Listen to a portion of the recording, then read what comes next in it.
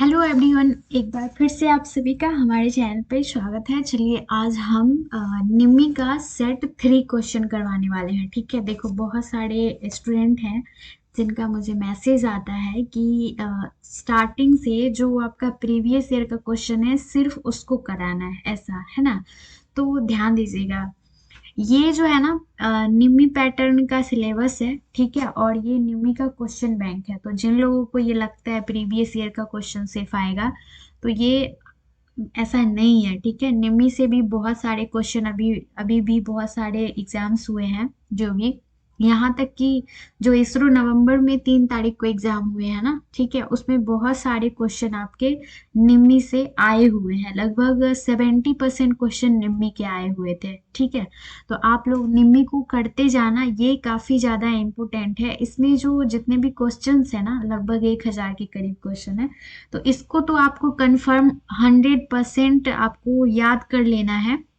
उसके बाद जो प्रीवियस ईयर के जो क्वेश्चंस आ रहे हैं ना, तो उनको भी साथ में लेके चलना है। बाकी आपका थ्योरी जो भी लोग पढ़ रहे हैं, तो थ्योरी का भी आपको अच्छे से कंप्लीट नॉलेज कर लेना है। ठीक है, तो देखो इसमें हम दोनों क्लास ले 3 क्लास लेके चल रहे हैं। ठीक है, बीच बीच में जो क्लासेस आ रही है, तो एक क्लासेस तो आपकी निमी की हो रही है, दूसरा प्रीवियस ईयर का जो अलग का सेट है उसका आ रहा है, और थर्ड क्लास आपका आ रहा है जो इसरो का प्रीवियस ईयर क्वेश्चन बैंक है, सॉरी क्वेश्चंस आए हुए हैं, उसका चल रहा है। तो सारे का प्लेलिस्ट में मैंने अलग अलग वीडियो डाल दिया है। आप लोग जो भी क्लास करना होगा आप लोग वहां पे कर लेना। ठीक है, और बाकी ये जो क्लासेस है ये कंटिन्यू अटेंड करते रहना। ठीक है, तो बेसिक जब तक आपको नहीं पता होगा तब तक आप लोग आगे कितना भी बढ़ जाइए, आपको नहीं समझ आना है। तो निमी का काफी ज्यादा इम्पोर्टेंट है, आप इसको बिल्कुल भी नजरअंदाज मत करना। ओके, चलो यहाँ पे इलेक्ट्रीशियन वाले भी स्टूडेंट हैं, वो भी क्लासेस ये कर सकते हैं, उनका भी इसमें से बहुत सारी चीजें मिलने वाली। देखो हम लोगों ने सेट 2 में जो कर लिया था क्वेश्चन, वो 40 नंबर तक कंप्लीट हो गया था हमारा। ठीक है, 41 नंबर क्वेश्चन से हम लोग आज करेंगे, आगे बढ़ेंगे। क्वेश्चन पे ध्यान दीजिएगा क्या बोल रहा है। क्वेश्चन ये बोल रहा है, which metal has very good conductivity to the electric current. ऐसा विद्युत धारा में किस धातु की चालकता बहुत ही अच्छी होती है।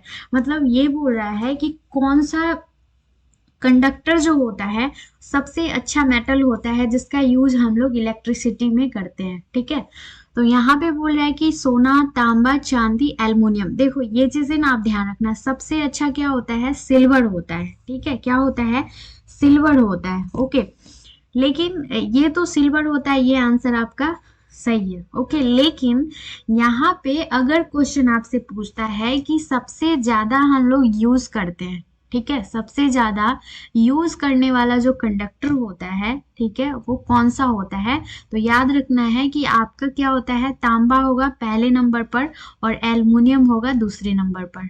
ठीक है, ये दोनों इलेक्ट्रिक करंट में हम लोग सबसे ज्यादा इलेक्ट्रिसिटी के लिए यूज करते हैं। क्योंकि क्या होता है कि कंडक्टिविटी चांदी की अच्छी होती है, लेकिन ये महंगा होने के कारण इसका यूज हम लोग क्या करते हैं, कम करते हैं। ठीक है, तो ये चीजें याद रखना। तो आपका आंसर हो जाएगा सी, सिल्वर होता है। 42 नंबर क्वेश्चन क्या बोल रहा है, which electrical property oppose the flow of electrons. कौन सी विद्युत संपत्ति इलेक्ट्रॉन के प्रवाह का विरोध करती है ना। तो ये क्वेश्चन आपको अच्छे से याद रखना। जब इलेक्ट्रिसिटी का यूज हम लोग करते हैं या करंट का फ्लो होता है सर्किट में, तो उसको रोकती है ना, क्या रोकती है।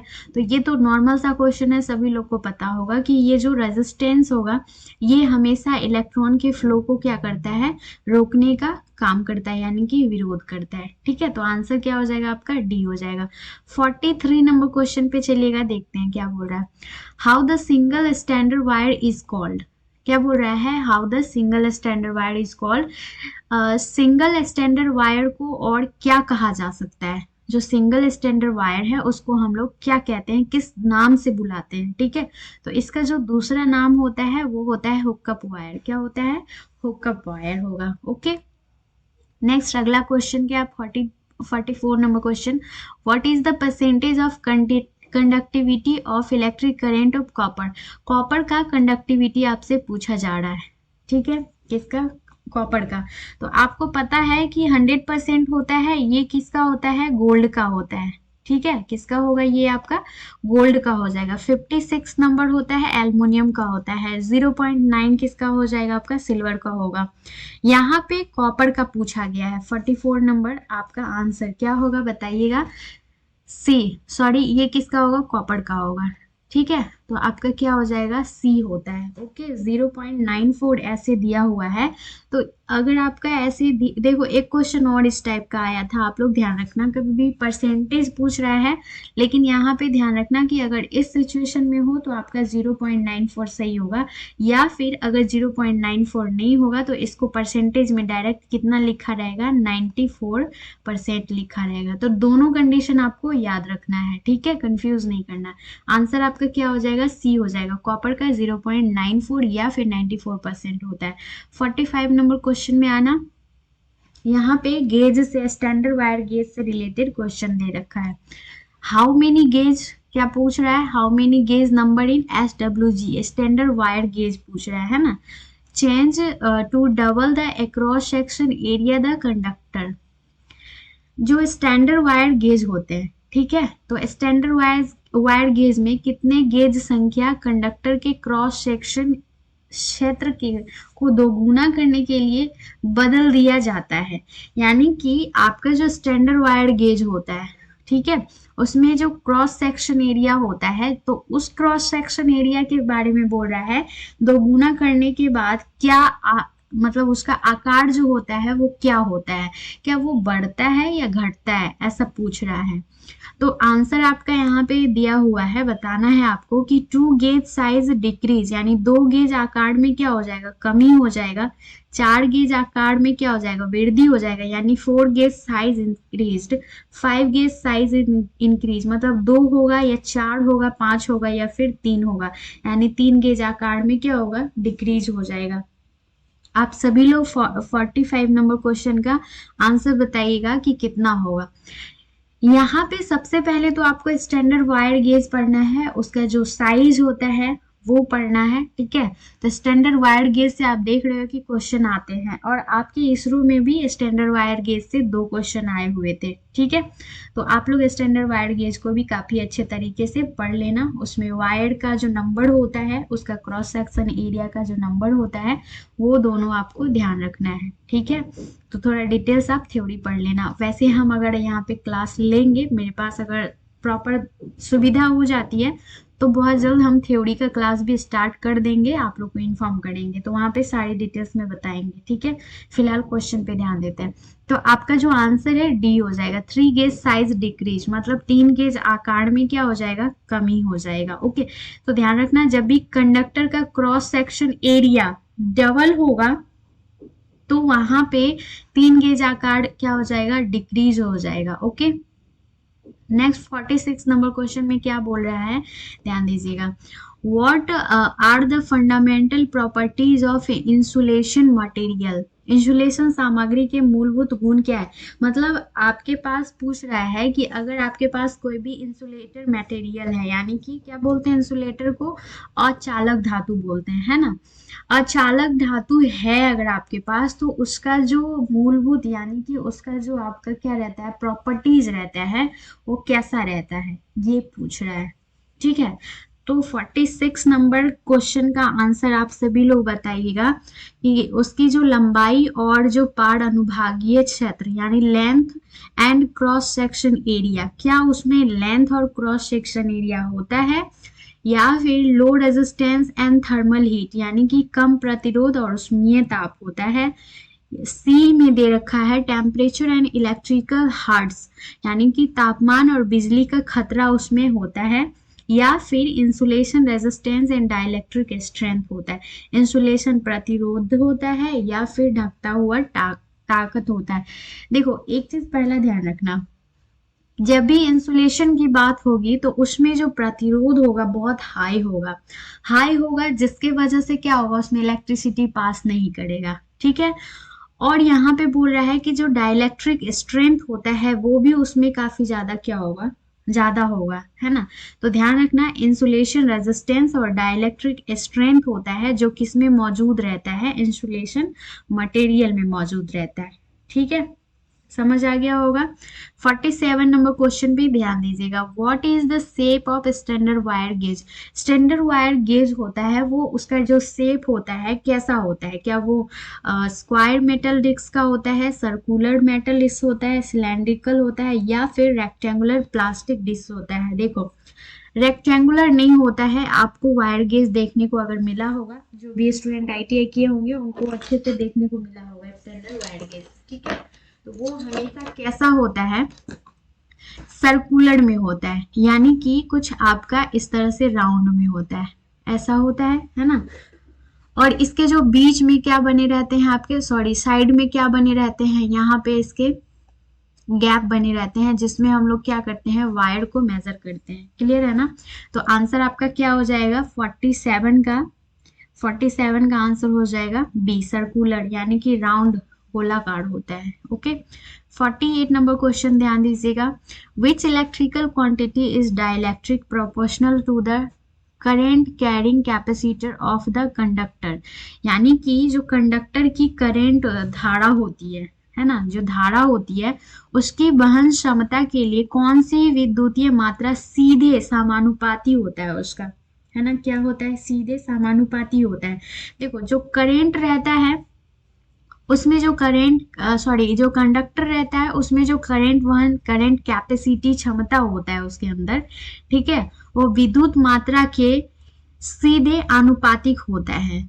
ओके, तो आप जानते हो कि जो कंडक्टर होता है उसमें जो करंट कैपेसिटी होता है वो कैसा होता है, क्या वो वायर के रेजिस्टेंस पर निर्भर करता है, पासिंग करंट, यानी कि जो करंट सर्किट में पास कर रहा है वो उसके आनुपातिक होता है, या फिर कंडक्टर का जो शेप होता है, यानी कि जैसे कि ये आपका क्या है, कंडक्टर का शेप बना हुआ है, तो क्या ये शेप जो है वो उसके समानुपाती होगा, या फिर कंडक्टर का डायामीटर जो होता है क्या वो उसके समानुपाती होता है, ऐसा पूछ रहा है। ठीक है, तो देखो यहाँ पे ध्यान देना, ये आपका आंसर हो जाएगा डी, कंडक्टर डायामीटर।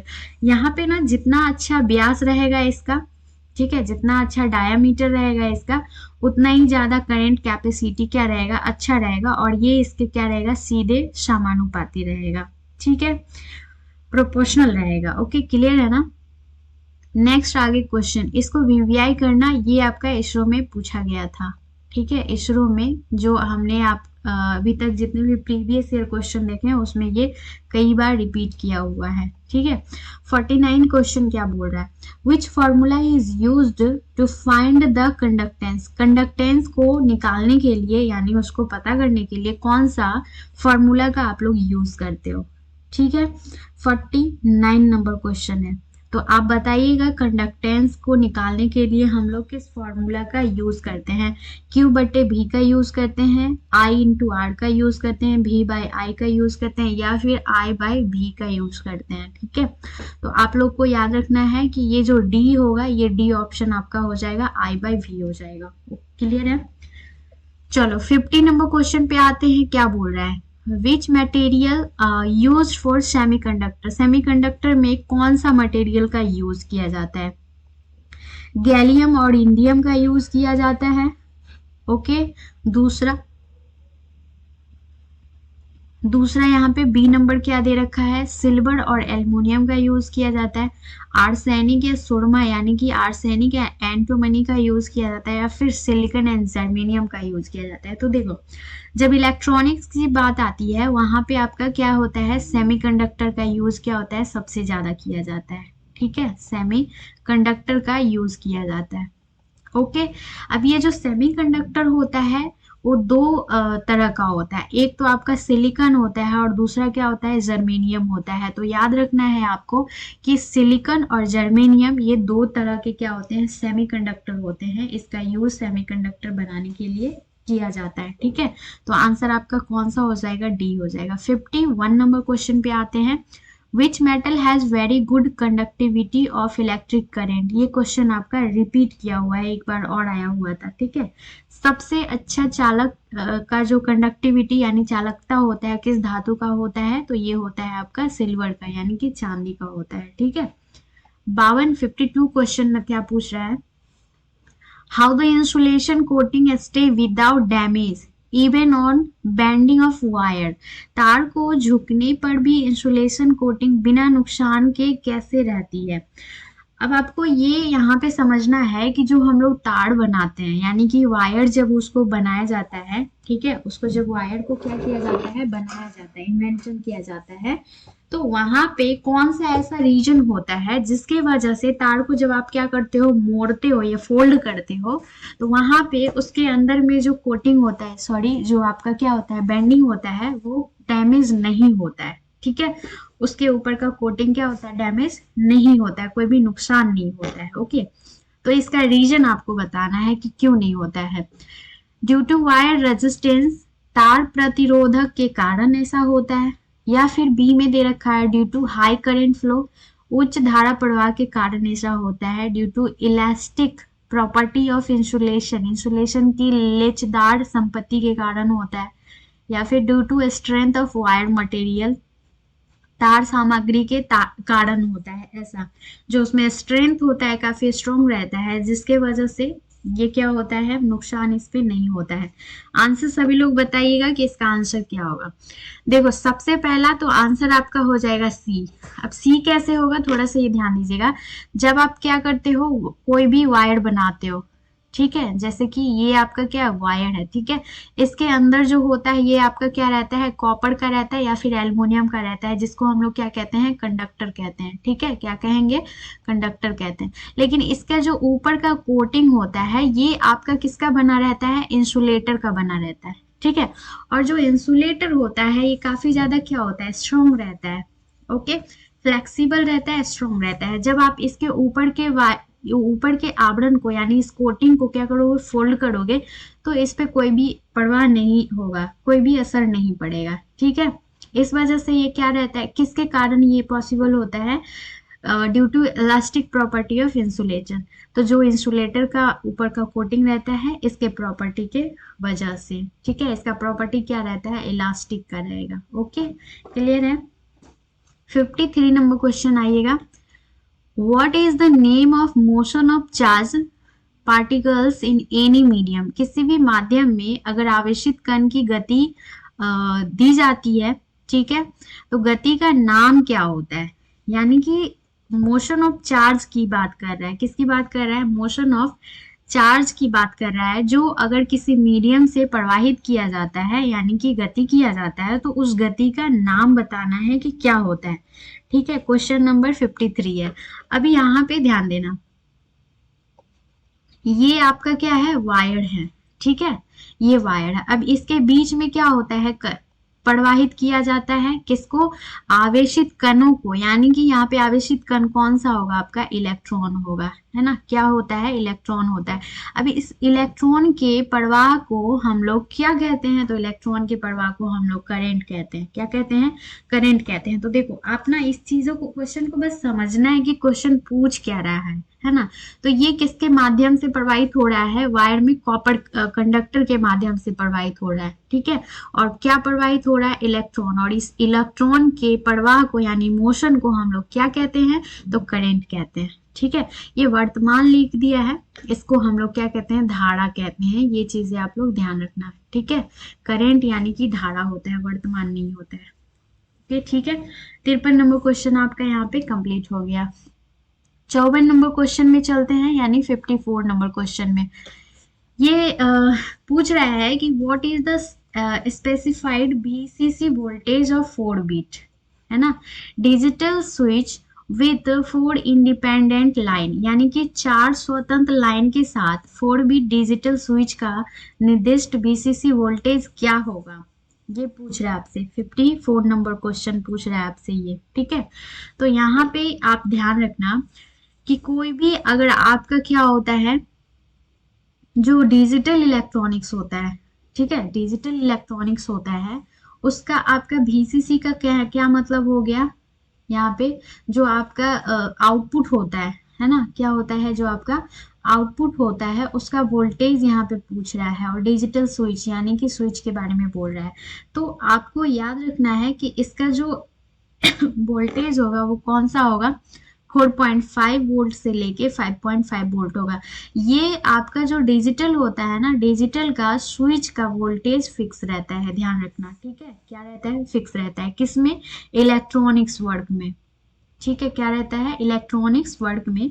ये आपका क्या हो जाएगा, सी हो जाएगा 54 नंबर क्वेश्चन में। ओके, ठीक है, याद रखना। 55 नंबर क्वेश्चन क्या पूछ रहा है, what is the purpose of standard wire gauge.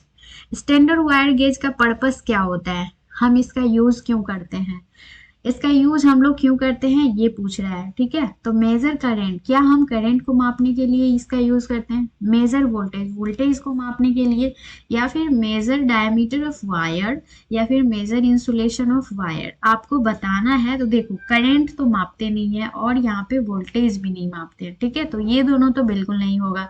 अब आपका आंसर यहाँ पे सी और डी में से होगा, कौन सा होगा, सभी लोग जल्दी जल्दी बताइएगा कि इसका आंसर क्या होगा।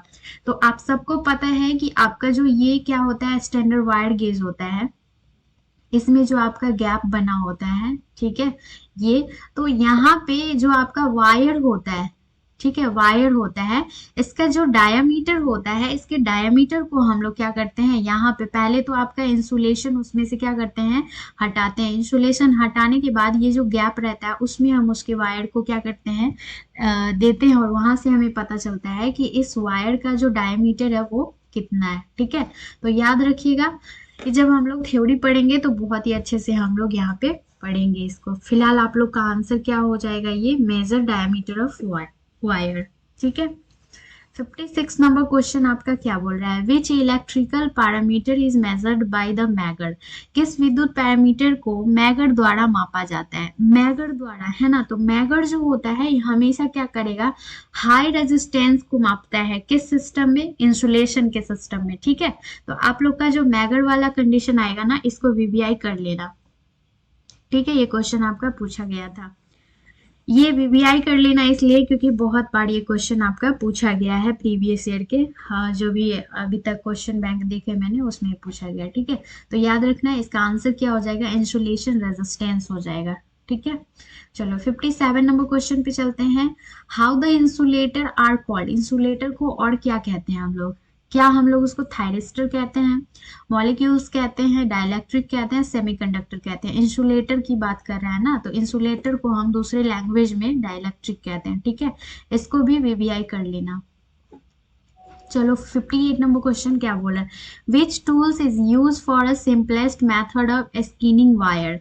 कौन सा ऐसा टूल्स होता है जिसके वजह से, जिसका यूज करके हम लोग क्या करते हैं, स्किनिंग टायर की सबसे सरल विधि का सॉरी बताना है, जिसके वजह से हम लोग क्या करते हैं, किसी भी वायर का अच्छे तरीके से स्ट्रिप करते हैं, ठीक है। ये भी क्वेश्चन आपका पूछा हुआ था, ये भी आप लोग वीवीआई कर लेना।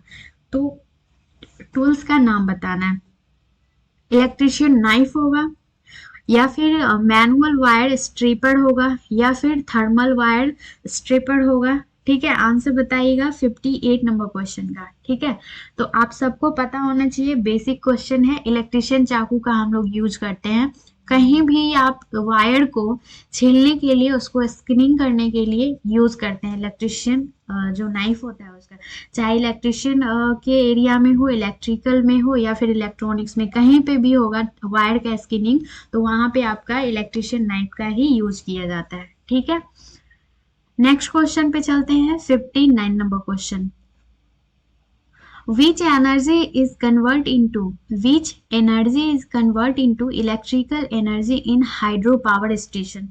हाइड्रो पावर स्टेशन की बात कर रहा है, जहां पे जल विद्युत स्टेशन की, है ना। तो जल विद्युत स्टेशन में किस ऊर्जा को विद्युत ऊर्जा में परिवर्तित किया जाता है, जो आपका क्या होता है, हाइड्रो पावर मतलब आप जानते हैं कि वहां से क्या होता है, जल से क्या किया जाता है, यानी पानी से इलेक्ट्रिसिटी प्रोवाइड किया जाता है, बनाया जाता है, ठीक है। तो यही पूछ रहा है कि जल विद्युत जो हाइड्रो पावर स्टेशन होता है वो किस एनर्जी को किस विद्युत एनर्जी में चेंज करता है। क्या वो हीट एनर्जी होगा, लाइट एनर्जी होगा, केमिकल एनर्जी होगा, या फिर मैकेनिकल एनर्जी होगा, ठीक है। तो आप लोग बताना यहाँ पे क्या होगा। ये हीट एनर्जी नहीं होगा, ठीक है, हीट एनर्जी नहीं होगा, क्योंकि इसमें क्या होगा, सोलर सिस्टम जब रहता तब आपका यहाँ पे होता है, ठीक है। उसके बाद लाइट एनर्जी भी नहीं होगा। केमिकल जब आपका बैटरी वाला कंडीशन होता, ठीक है, बैटरी वाला जब आपका क्या होता है कंडीशन होता, तब आपका यहाँ पे होता केमिकल एनर्जी, ठीक है, तो ये भी नहीं होगा। मैकेनिकल एनर्जी होगा, ठीक है, क्या होगा, मैकेनिकल एनर्जी होगा।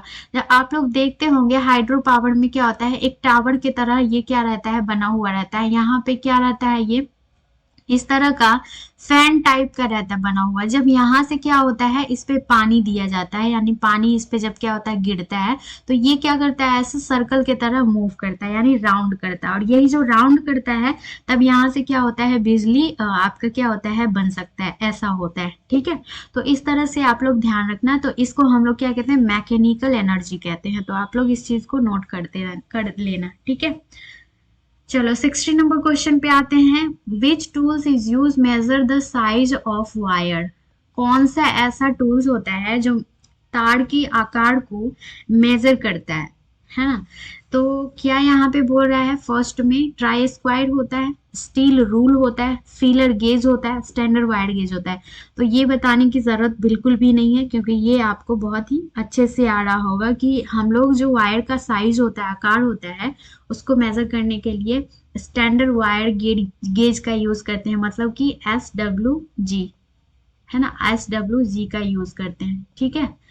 तो ये चीजें आप लोग अच्छे से ध्यान रखना। 61 नंबर क्वेश्चन क्या बोल रहा है आपका, 61 नंबर क्वेश्चन आपका बोल रहा है कि which parameter of the wire is directly proportional to current carrying capacitor. अब कौन सा पैरामीटर है ये पूछ रहा है, तार का कौन सा पैरामीटर है जो करंट, यानी कि यहाँ पे बोल रहा है कि धारा, ठीक है, क्या होगा, जो धारा वहन क्षमता है, यानी करंट कैपेसिटी, वो सीधे इसके अनुपातिक होता है। देखो हम बताते हैं, ये भी क्वेश्चन आपका कहीं ना कहीं रिपीट किया हुआ है, आप लोग अच्छे से इसको ध्यान रखना। तो मैंने बोला था कि जो कंडक्टर का व्यास होता है, यानी कंडक्टर का जो डायमीटर है, वो उसके क्या होता है, आनुपातिक होता है। तो आंसर आपका क्या हो जाएगा, डी होगा। 62 नंबर क्वेश्चन क्या बोल रहा है, what is the effect of the current flow with increase diameter of conductor.